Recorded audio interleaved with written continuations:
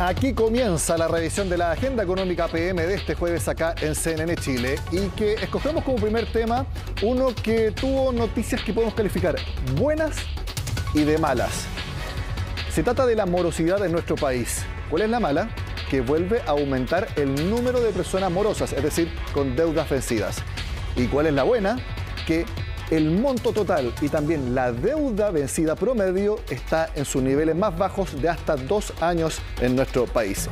Queremos analizar el informe de Equifax y también que hacen en conjunto con la Universidad San Sebastián con Ignacio Bunster, que es gerente legal y de asuntos corporativos de Equifax Chile. Ahí lo dije bien. Ignacio, gracias por estar en Agenda Económica. Buenas tardes.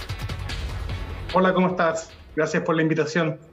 A ver, yo hice una introducción con estos números que hay que verle el lado positivo, pero también el lado negativo. ¿Ustedes también se quedan con esta sensación ambigua al revisar los números del informe?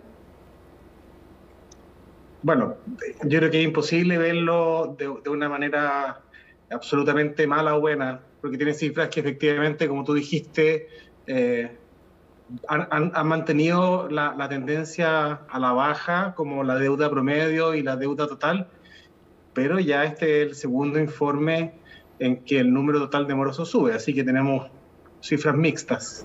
La experiencia que ha dado este informe en los años anteriores, ¿puede anticipar que se trata de una tendencia? Yo creo que es razonable esperar que se mantenga la tendencia. Y esto lo digo porque hasta antes de estos hitos que se produjeron durante el 2020 y que coincidió con dos cosas fundamentalmente. La entrada en vigencia de la ley que prohibió publicar las deudas para financiar la educación por un lado y por el otro el primero de los retiros de los fondos de las AFP. Sumado a las ayudas estatales que siguieron durante el 2021, hasta antes de esos hitos siempre había, aunque fueran muy marginales, aumentos en el número de morosos. Por lo tanto, este paréntesis que se produjo entre el tercer trimestre del 2020 y el cuarto trimestre del 2021, esa es la anomalía en la curva histórica. Así que yo creo que es razonable pensar que podamos tener aumento en el número total de morosos de aquí en adelante. Y en el otro sentido, el positivo, ya son 5 trimestres consecutivos que va bajando la deuda total, que ahora está en 9.600 millones de dólares, el nivel acumulado más bajo en 2 años, y también baja la deuda promedio por persona morosa, 1.900.000. El más bajo en 36 meses. Si son 5 trimestres consecutivos, ahí también podemos hablar de una tendencia con mayor razón. No me atrevería a anticipar que esto se vaya a mantener por demasiado tiempo, porque una de las cosas que caracteriza el periodo comprendido para estas 5 entregas anteriores es que hubo una batería de ayudas del Estado muy fuerte, básicamente en plata. Entonces yo te diría que la única conclusión que a mí me parece medianamente responsable de sacar sobre esto es que los chilenos son buenos pagadores, si tienen plata pagan. Y yo creo que en parte eso explicaría esta reducción de la deuda total y de la deuda promedio. A lo mejor no todos los morosos que hoy aparecen en nuestro informe pudieron pagar todas sus deudas, pero parece claro que al menos algunas de ellas las lograron pagar. Así disminuye la deuda promedio individual, pero también el monto total adeudado. Y eso creo que también tiene una explicación en el sentido de que buena parte de la gente necesita pagar, necesita ponerse al día para volver a consumir. Sobre todo en, qué sé yo, el crédito o la compra de bienes a través de las casas comerciales requiere que el deudor se ponga al día para echar a andar de nuevo esta forma de consumo. Así que yo diría que esa es como la conclusión que yo saco. Habiendo plata, el chileno paga. Pero lo que tú mencionas, Ignacio, de que los chilenos pagan sus deudas para luego volver a consumir, ¿tú lo mencionas desde un punto de vista de subsistencia, para vivir? ese consumo, o tú lo mencionas un consumo sinuoso o un consumo de segunda o tercera necesidad? A ver, es que yo creo que ahí ya nos metemos en un ámbito que es un poco más sociológico del que yo manejo, pero depende de qué entendamos por consumo de segunda o tercera necesidad. Tal vez pueden ser desde cambiar el auto, comprar una tele nueva, ese tipo de cosas. Obviamente comprar comida. Yo creo que ese tipo de compras ya de mayor volumen no reflejan los cambios que aparecen en este informe. Yo diría que la baja en las morosidades promedio y morosidad total tiene más que ver con un consumo un poco más detallista. Yo pensaría más bien en el retail de casa comercial, no en una compra tan grande como un auto. Puede que haya algún caso, pero veo difícil que alguien compre un auto con una tarjeta casa comercial, por llevarlo al absurdo. Y yo creo que ahí se concentra la mayor cantidad de puestas al día. Es súper personal el análisis porque esto no es fácil verlo a través de los datos que hemos podido evaluar. Pero es la manera en que yo al menos me explico estas dos bajas versus el alza en el número total de deudores. Sí, de hecho, ahí usted lo menciona, la mitad de la deuda vencida está en el retail y un cuarto en la banca, y es en la banca donde se concentran los mayores montos, por supuesto, si estamos hablando de créditos de consumo o créditos hipotecarios que puedan estar con deudas vencidas, a pesar de que durante la pandemia se hicieron repactaciones y se postergaron cuotas de pago. Ahora, quisiera estos minutos hablar de otro concepto que puede que lo hayan mencionado en informes anteriores, pero por lo menos yo no lo había leído o no me había fijado, que es de los deudores estructurales, que ustedes definen como personas que tengan o no recursos, igual no pagan.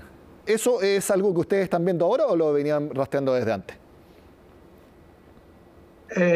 Nos empezó a llamar la atención, yo te diría que hace unos 3 análisis, hace unos 3 trimestres, y quisimos hacer un pequeño zoom, que es el que se vio reflejado en el informe que presentamos hoy, donde existe una capa de deudores de este total de 4.100.000 y fracción, que llevan mucho tiempo publicado. Existe toda una discusión, y de hecho actualmente hay un proyecto de ley que apunta a el rol de las publicaciones, al daño que producen las publicaciones. Bueno, este informe y el zoom que hicimos en este punto nos muestra que hay, de los 4.100.000 que hay actualmente publicados, hay un 79,1% que lleva al menos 12 meses publicado ininterrumpidamente. Quisimos ir hacia atrás de a 12 meses y llegamos a que de estos 4.100.000, un 34%, o sea, algo más de 1.400.000 personas, lleva publicada sin interrupción 48 meses, al menos 48 meses. Entonces, ¿qué conclusión puede sacar uno después de todo lo que hemos pasado en el último tiempo, todo el contexto de pandemia, de ayudas estatales, de retiros de 10%, que no es una prioridad pagar esas deudas para esa gente? Esto no es un juicio de valor, es simplemente constatar que da lo mismo las circunstancias, esas morosidades se han mantenido siempre ahí impagas, siempre. Y si uno lo lleva un poquito más allá, 12 meses más en el tiempo, esas morosidades van a desaparecer del sistema, porque así lo dice la Ley de Protección de Datos.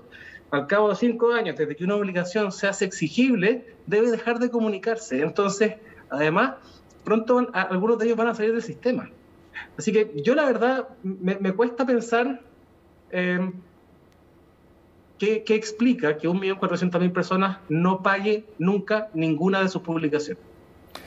Ignacio Bunster, gerente de Asuntos Corporativos y Legales de Equifax en Chile. Gracias por conversar con Agenda Económica. Que estén muy bien. Muchas gracias a ti. Hasta luego. Antes de hacer la pausa, les cuento que el dólar sigue subiendo en Chile. Cerró en 822 este jueves, en algunas partes en 823, 824. Depende de la mesa de dinero que una persona escoja para ver el valor del dólar. Pero el dólar sube y la bolsa cae. De hecho, cayó más de 1% este jueves. Son noticias que les damos acá a la Agenda Económica. Hacemos la pausa y al regreso les contamos de otra noticia que deben poner mucha atención los que han presentado recursos de protección para frenar el alza en los precios de los planes de ISAPRE. ¿Qué fue lo que sucedió? Lo contamos al regreso.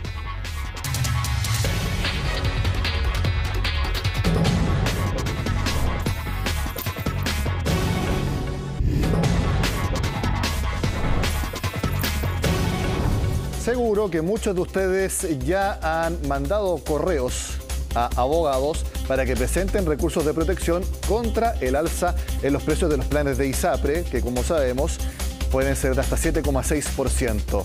La siguiente noticia entonces no les va a gustar para nada. Ya hay cortes de apelaciones de distintas partes de Chile que han rechazado estos recursos de protección y eventualmente puede sentar jurisprudencia para que los miles de recursos también sigan ese mismo camino. ¿Por qué la justicia entonces está, podríamos decir, fallando a favor de las ISAPRES? Lo vemos en la siguiente nota. Estamos ante un hecho inédito. Por ley y tras una resolución exenta de la Superintendencia de Salud, se estableció el máximo legal que las ISAPRES podían reajustar sus planes este año. Todas las aseguradoras abiertas informaron hace un mes que lo harían en el tope máximo permitido, un 7,6%. Es una ley que lo que buscó desde el Congreso Nacional, que nació por una moción parlamentaria, es precisamente quitarle a las ISAPRES la posibilidad que tenían ellas de reajustar los planes a su arbitrio, de fijar porcentajes de reajuste en conformidad a sus propios criterios. ¿Esto qué significa? Que se le da a la superintendencia la facultad y también la obligación de dictar un indicador de reajustabilidad todos los años. Y así lo hizo. El problema es cuando los afiliados llegan a las Cortes de Apelaciones vía recurso de protección, porque hasta el momento ha habido fallos dispares entre tribunales para esta normativa.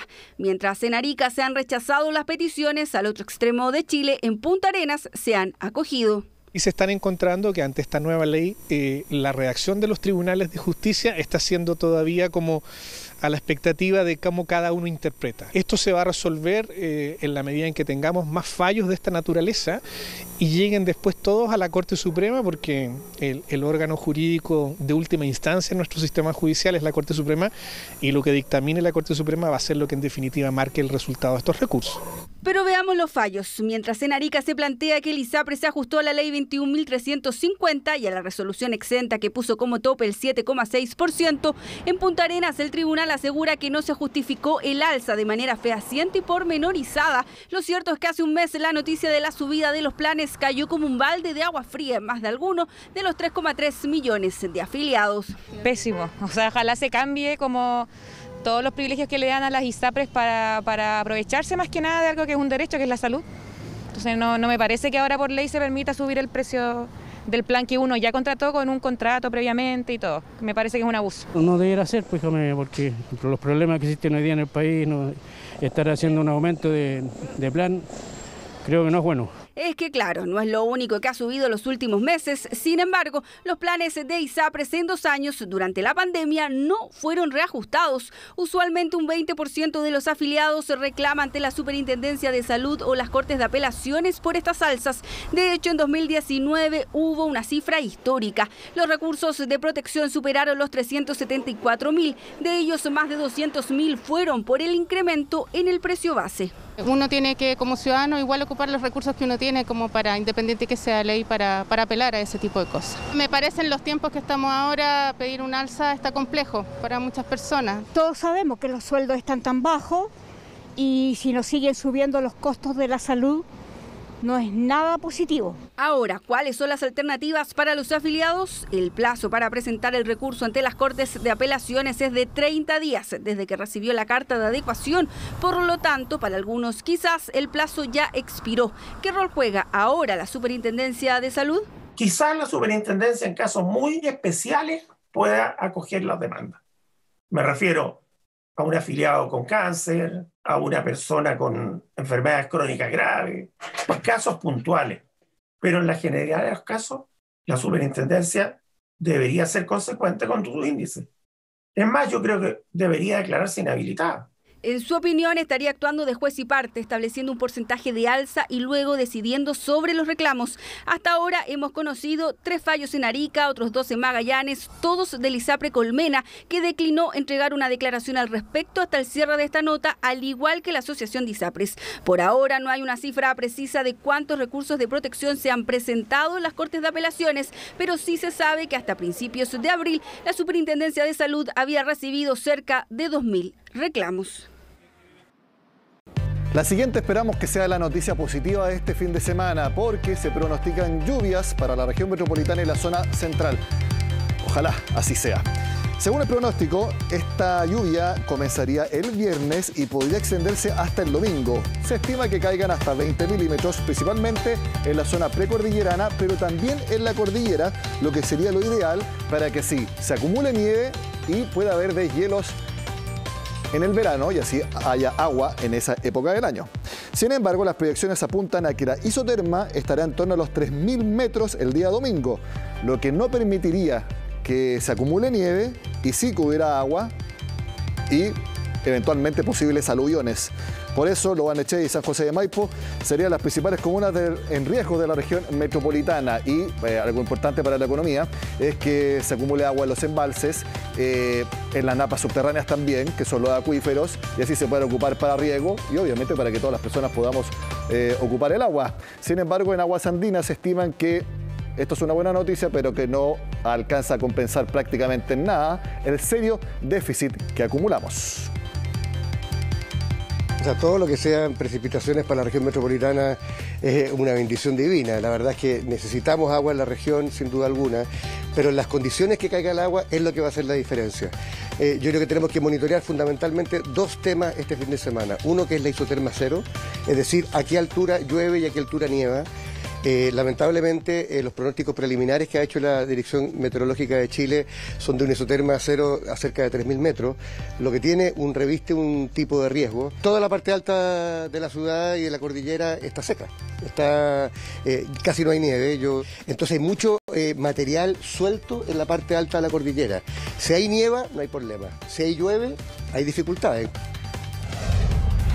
El último tema que vamos a ver en la agenda económica de este jueves es el viaje que están haciendo en Estados Unidos Mario Marcel y Rosana Costa. Reuniones de primavera del Banco Mundial y el Fondo Monetario Internacional, pero también reuniones con la secretaria del Tesoro de Estados Unidos, Janet Yellen, que es la CIMIL del Ministerio de Hacienda, y también reuniones con inversionistas, específicamente representantes de bancos de inversión. Una persona que ha estado con el ministro de Hacienda y con la presidenta del Banco Central es el economista jefe de Itaú, Andrés Pérez, que está en contacto con nosotros desde Washington. Andrés, gracias por hablar con CNN Chile. Buenas tardes. Hola Nicolás, buenas tardes. Muchas gracias por la invitación.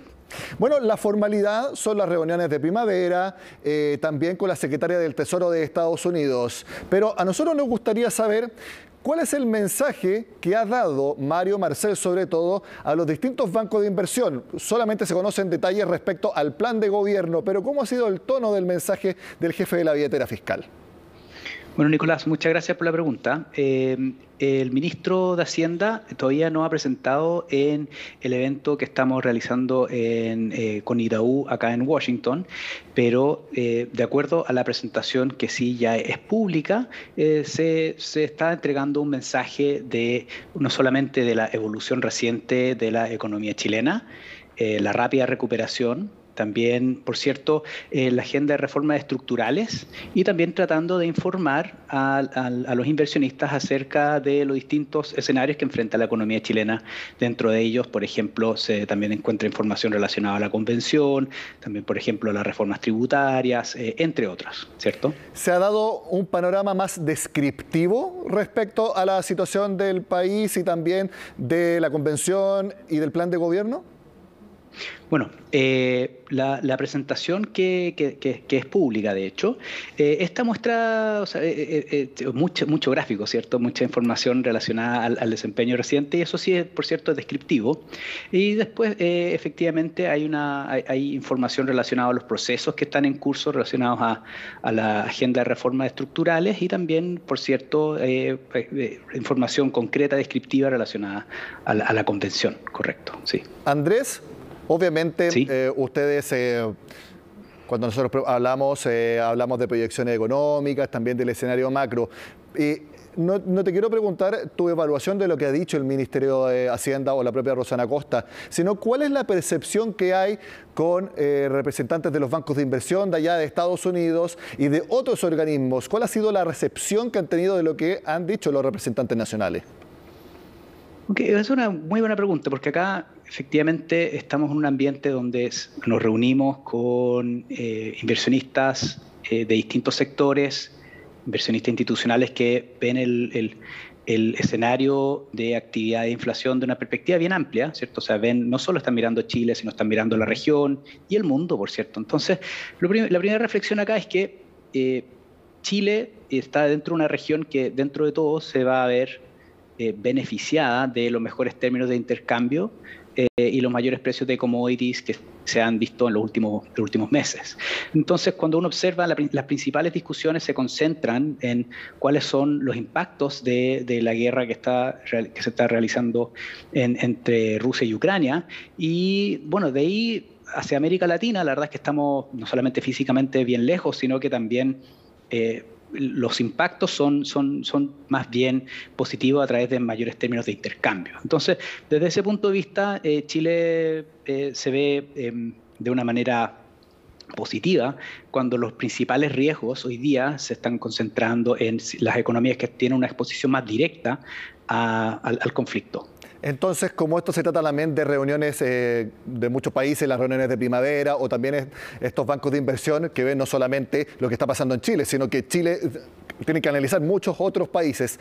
¿No hay entonces mayores señales de inquietud o que estén nerviosos de alguna manera con lo que está pasando acá o expectantes en un nivel mayor? Eso entonces, no, por lo menos por lo que tú nos mencionas, no se está dando. Bueno, o sea, por cierto, hay algunos analistas que están siguiendo la discusión con más detalle, hay algunos que están más concentrados en un determinado sector, una determinada región, pero yo creo que lo principal en el corto plazo es indicar que, por cierto, persisten ciertos riesgos en la discusión, pero lo más relevante, diría yo, es que el foco del conflicto y el foco de la atención hoy día está concentrada en los impactos directos del conflicto. Y aparte, bueno, otras cosas, por ejemplo, lo que está sucediendo con el COVID en Shanghái, donde la prolongación de las distintas medidas de cuarentena están teniendo distintos tipos de impactos y, por cierto, eso nos va a afectar a través de mayor inflación. Principalmente. Muy claro, sí, muy claro entonces dónde está el foco de atención de los bancos de inversión y los agentes internacionales. Andrés Pérez, economista jefe del Itaú, gracias por contarnos esto en la Agenda Económica, que esté muy bien. Muchas gracias, Nicolás, éxito. Con este contacto terminamos la Agenda Económica PM de este jueves. Sigan con nosotros acá en CNN Chile.